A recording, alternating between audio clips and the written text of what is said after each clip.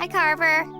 Oh, hi, Nona. I have a confession to make. Well, I'm not ordained, but I'll listen. Okay, I'm still in that. Ladies and gentlemen. The Weekenders. In 3 weeks, our fun levels will plunge to record lows. Interesting.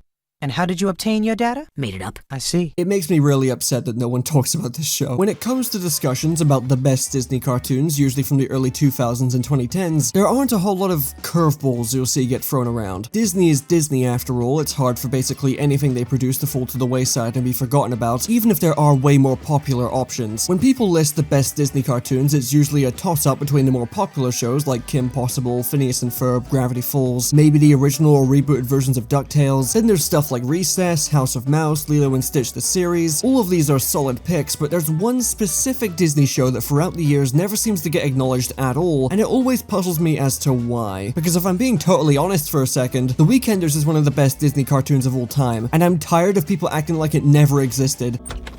Bienvenue. Blah, blah, blah. Right at the turn of the millennium, ABC and Toon Disney were blessed with The Weekenders. Created by Doug Langdale, The Weekenders followed the weekend mishaps of preteens Tino, Lore, Carver, and Tish, as they have various misadventures involving otherwise mundane preteen shenanigans, and despite this, it's single-handedly one of the most entertaining Disney cartoons of all time. I just didn't think you guys would want to hang out with a total loser. It's never stopped us before. There's a chance you've probably seen a clip or two of the show floating around on social media this year, as The Weekenders had a mini resurgence recently on platforms like Instagram, where people were either captivated by how good the writing of the show was, or they just had the hots for Tino's mom, which, you know, fair. I know that me acknowledging the show's recent resurgence is basically me admitting I'm only making this video now because there's a chance it will do well, but in my defense, I'd like to put more eyes on one of my favorite Disney shows while actually securing my bag for this month. I spent half of April playing Tomodachi Life and writing videos that aren't coming out for another few weeks. Speed, I need this. Even though when it first premiered it was touted as the show that killed Pokemon. Yeah, how's that going? The Weekenders has been mostly forgotten about these days, even by Disney themselves. I don't know if there are rights issues involved or whatnot, but to this day the show has somehow not been added to Disney+, which on top of being a complete pain in the ass for me specifically, is a massive shame as the series being put on streaming would tremendously boost its popularity without a doubt. I can easily see it experiencing a second life on streaming. Please Disney, please put the show on streaming. IMDb lied to me and said it was on Channel 4 and I got British people instead. You can very easily torrent the series and a good chunk of the episodes are actually viewable on YouTube, albeit in less than stellar quality. I myself went out of my way to buy the series on DVD on eBay. It wasn't cheap or anything, but I'm happy to at least have a physical disc that I can pop into my PlayStation anytime I feel nostalgic.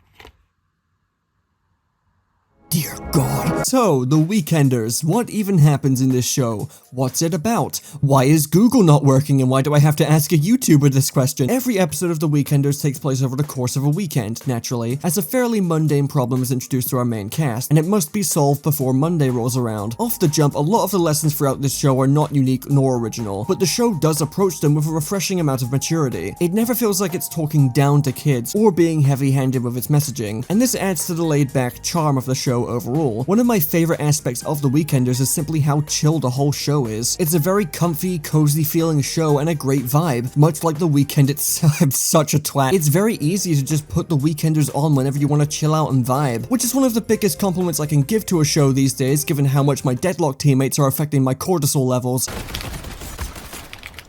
Whoever this Venator is, I hope you catch typhoid off your disgusting keyboard and die. Another big compliment I can give The Weekenders is that this show had a very large role in shaping my sense of humor. No hard feelings, T? Hard feelings?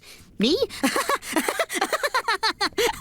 Get out of my house. So yes, all of the 12 Cartoonshi fans out there, you have The Weekenders to blame for the annoying voice you hear in your nightmares. The humor of the show is very sarcastic and notably dry. Probably the driest comedy you can find in a mainstream network cartoon around this time, which definitely helped it stand out. It still holds up extremely well to this day with stuff like Tino's sarcasm, constant dry remarks from all the characters, effective running gags like the pizza place constantly changing to a different theme each episode, and a couple of really neat meta gags that I'm surprised not a whole lot of shows have swiped yet. Gym teacher? Can you imagine that? No. The characters are all easy to love and very funny in their own ways. It's easy to get attached to Tino given he has the most screen time and is undisputably the main guy, given he's always breaking the fourth wall and most of the episodes follow his perspective, though by season 3 that does get flipped on its head a fair bit, but Lore, Carver, and Tish are just as capable of stealing any scene they're in. What's this? Instructions for reviving someone who has fainted. Why do I need an... Oh. The dialogue is always very sharp and witty while adhering to each character's personalities. Tino tries to act mature for his age, and a lot of what he says is dripping with sarcasm. Lore is a brash tomboy, and by season 3 is a bit of a f***ing dolt if I'm being honest. They do flanderize her a bit, but it's not a big issue. Carver wants to come off as cool, which masks how insecure he is about his image, and Tish is the smart one. You know what that entails. You're a bunch of insensitive gutter snipes.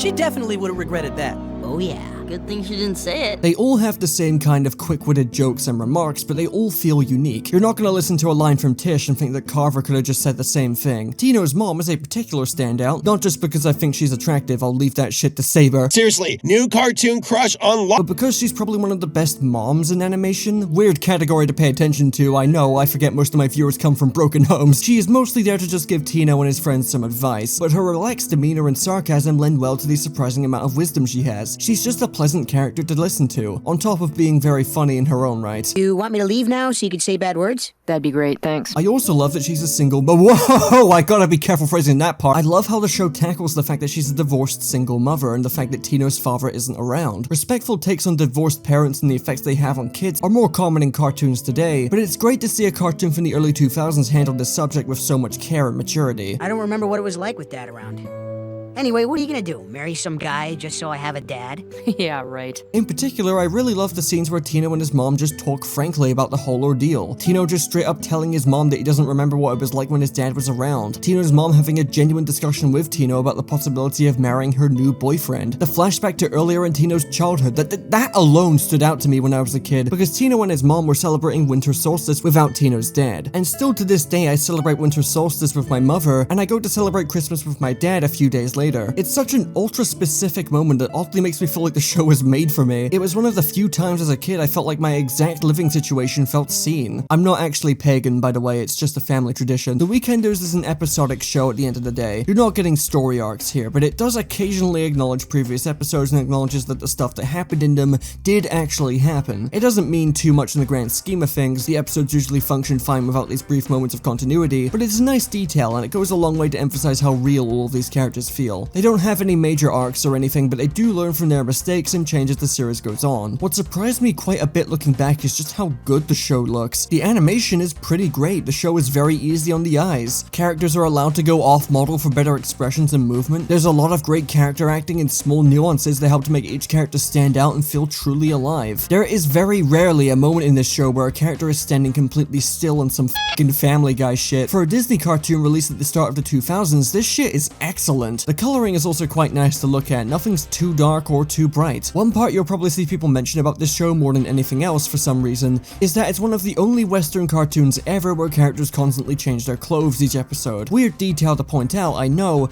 but you'd be surprised at how many people get annoyed when cartoon characters stick to the same outfits from episode to episode just because it's easier and also makes them more recognizable. The characters are always changing clothes in The Weekenders, which helps just a little bit to make the show feel more grounded and laid back, while also effectively showing the passage of time if you happen to miss one of the title cards for a new day. It's a small thing on paper, but given how many cartoons just don't bother with that kind of detail, it's pretty cool that they care about that. The Weekenders sadly ended in 2004, most likely another consequence of my birth, and nobody has really talked about it ever since. There have been a handful of notable YouTube videos discussing it, most notably from Jordan Fringe and Toonrific Tariq, but otherwise you'll be hard pressed to find anyone talking about The Weekenders these days, which is a shame because the show is goated and definitely worth your time. The show ended in a way that wasn't really conclusive, but it didn't need to be, and it helps that it ended on a very high note, as the episode focused on Tino's dad visiting Tino after 8 years. It was a very sweet episode to end the series on, and I'm glad the show went out with a good episode. I'm struggling to think of a single bad episode, honestly. There are a couple of underwhelming episodes, but on the whole, the show's quality is scarily consistent. If you can secure a DVD of the show, or simply know the basics of how to torrent something, then I highly recommend giving the show a shot. There's only like 39 episodes split into 4 seasons. You can very easily binge this show in a few weeks if you want to. I really hope this show makes its way onto streaming someday. I know the chance is slim, but I'd love a more convenient way to watch one of my favorite Disney shows, and I'd also love to see the show experience a proper resurgence someday. It's not like it wasn't successful during its initial run, there's a reason it got called a Pokemon killer for a little bit, but it feels like the moment it ended, it just faded from existence. I don't really mind if this video doesn't do huge numbers or anything, I just want to make sure people today know this show existed and that it was f***ing great. It deserves to be in the same conversations as Phineas and Ferb and Gravity Falls, and if getting more people to acknowledge its greatness can lead to at least some demand for the show show to be put on streaming, then yeah, hell, why not give it a shot? It probably won't happen. My channel doesn't have that much influence. I just hope that one day more people can appreciate this show. So yeah, that was The Weekenders. I love it and you should too. Thank you all for listening to my irregularly scheduled ramblings about inane bullshit. I will hopefully be back next week with my brand new unfiltered dogshit opinions on things you love or hate. Thank you for watching. Yes, that Kiwami free video is close to being done. You would not believe how fucking long this video is, dude.